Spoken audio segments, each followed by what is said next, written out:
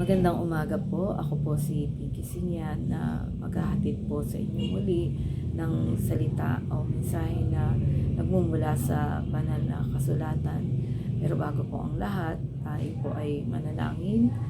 Dakilang Diyos na makapangyarihan sa lahat, muli po'y nagpupuri kami at nagpapasalamat sa iyo sa kabutihan at kagandahang mong loob sa bawat isa sa amin. Salamat po sa panibagong umaga, panibagong buhay na ito na iyong kaloob.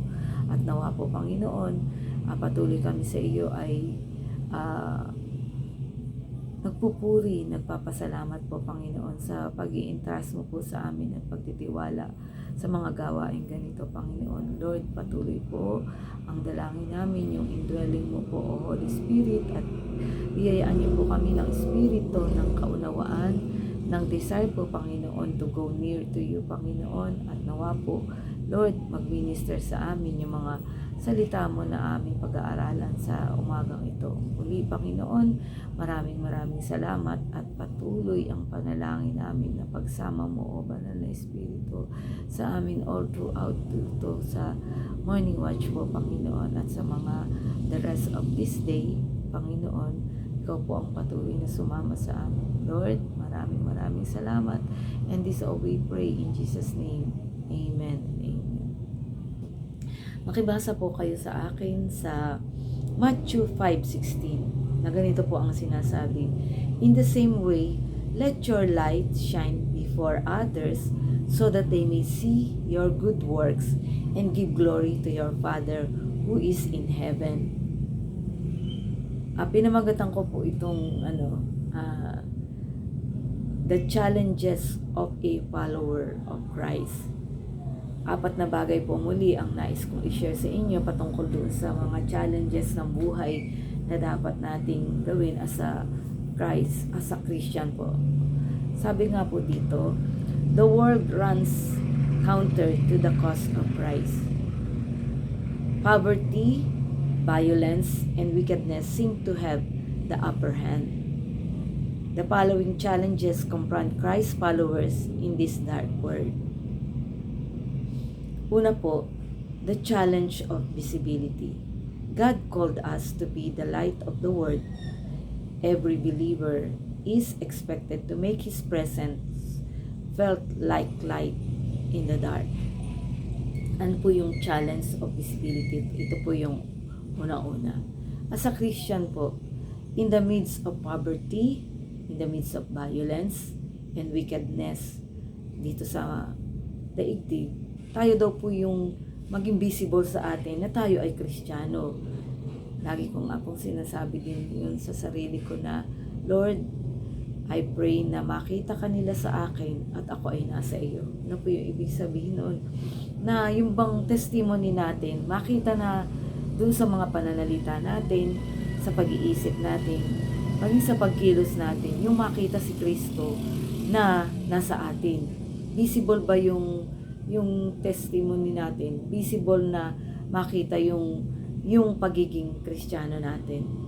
Nakitang-kita na tayo ay na kay Kristo at siya ay nasa atin.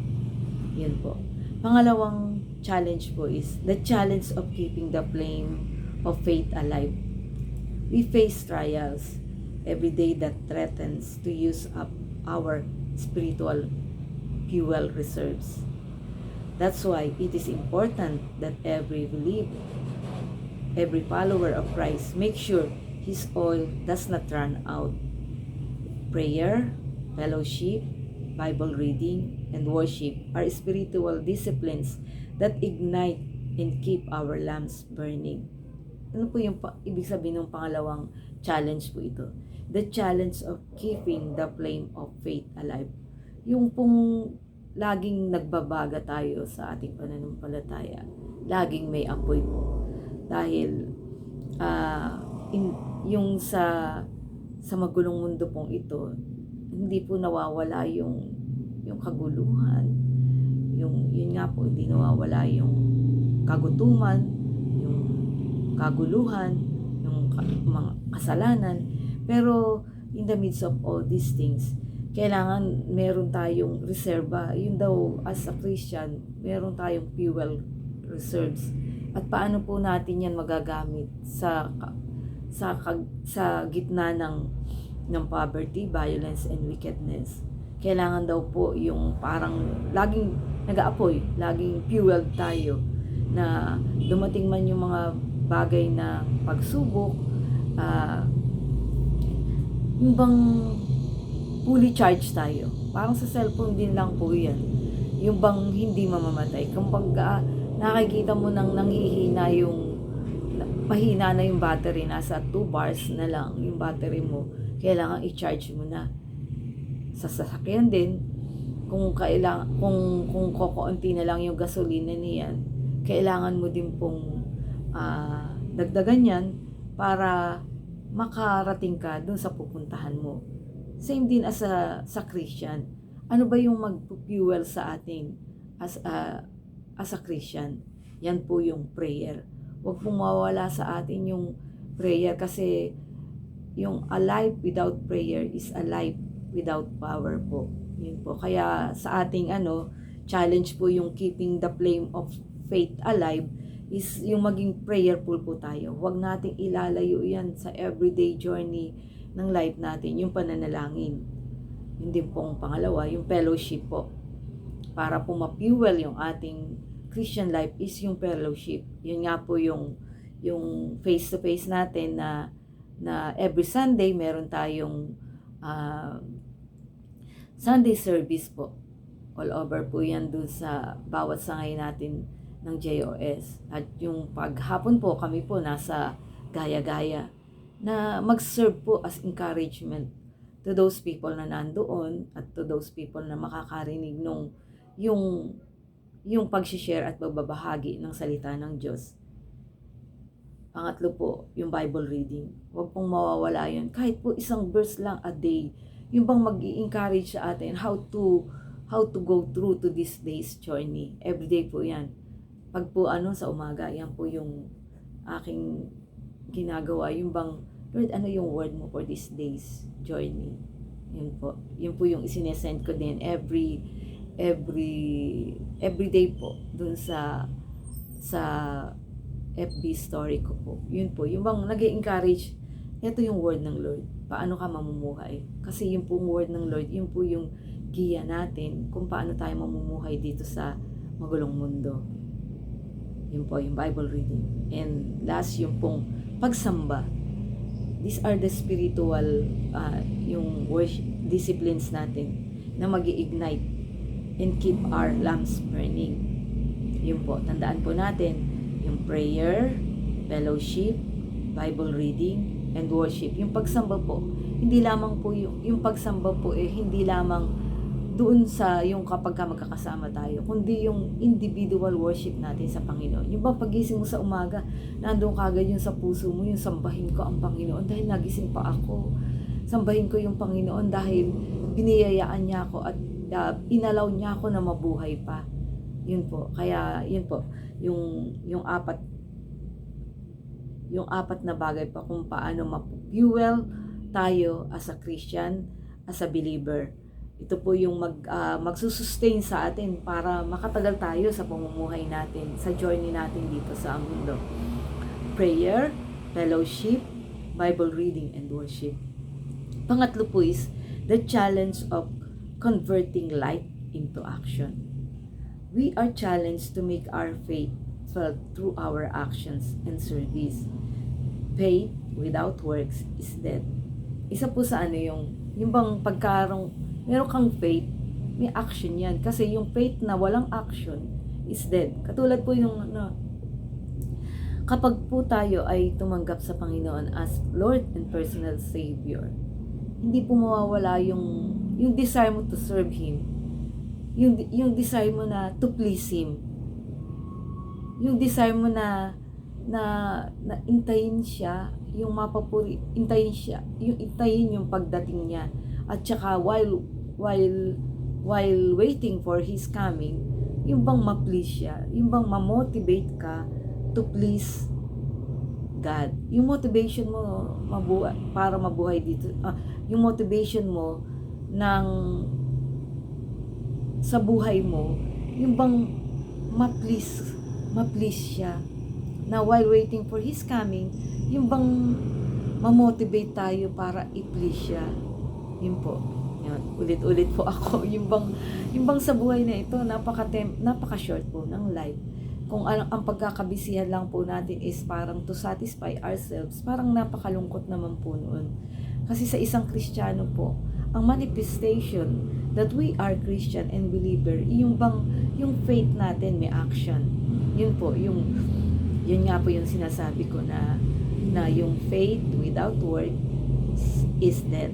Kaya once na you accept the Lord Jesus Christ as your Lord and personal Savior, hindi po kayo makokontento na nasa isang tabi lang kayo at nag-iintay ng